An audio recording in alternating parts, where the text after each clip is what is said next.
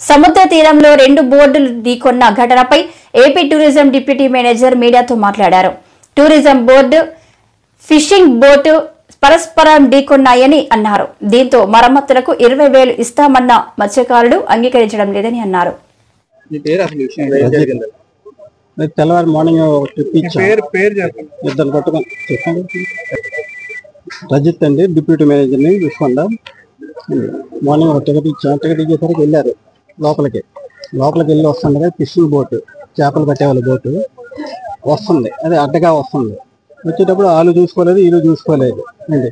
చూసుకుపోవడం వలన దగ్గరికి రావడంతో మా వాడు కూడా బోట్ని క్లోజ్ చేశాడు. క్లోజ్ చేశాక ఆ బోట్ అడ్డకు వచ్చేసరికి వెళ్ళి తగిలింది. తగలడం అంటే మరి బోట్లో నీటిలో ఉండేటప్పుడు వెంటనే ఆపమని ఆగారు కదా, అలాగే లైన్గా వెళ్ళి తగిలింది. తగలడం వలన కొంచెం డ్యామేజ్ అయింది అని అంటున్నారు. డ్యామేజ్ అయితే ఓకే, మీ డ్యామేజ్కి 20,000 ఇస్తాం, మీరు చేసుకోండి అని అన్నారు. చేసుకొని అని అన్నారు. పైకి ఎక్కించేసేయండి, మీరు రిపేర్ చేసేసి మీరు పంపిస్తాం అన్నారు. దానికి వాళ్ళు ఎగ్రీ కాకుంటున్నారు. ఎగ్రీ కాకుండా గొడవ చేస్తున్నారు. అది విషయం జరిగింది. ఎన్ని బోట్లు పర్మిషన్ ఇక్కడ పర్మిషన్ మాకు 2 బోట్లు ఉంటాయి. టూరిజంకి తరఫున లివింగ్ వాళ్ళకు 2, తరఫున అన్న వాళ్ళకు 2, మొత్తం 6 బోట్లు తిరుగుతుంటాయి ఇక్కడ. Bike permission. ఇప్పుడు డ్రైవింగ్ చేసే యాక్సిడెంట్ ప్రమాద పరిస్థితి ఏంటి సార్? బోట్ లో ఉన్నారు కదా టూరిస్టులు, లైఫ్ జాకెట్స్ ఉంటాయి, లైఫ్ బాయ్స్ ఉంటాయి, ఫైర్ గన్స్ ఉంటాయి. ఇప్పుడు వాళ్ళు ప్రధానంగా ఏం ఆరోపిస్తున్నారంటే, మీరు ఇంతకు ముందు వాళ్ళతో అన్నారంటే ఇక్కడ వేటకు వెళ్ళొద్దని చెప్పేసి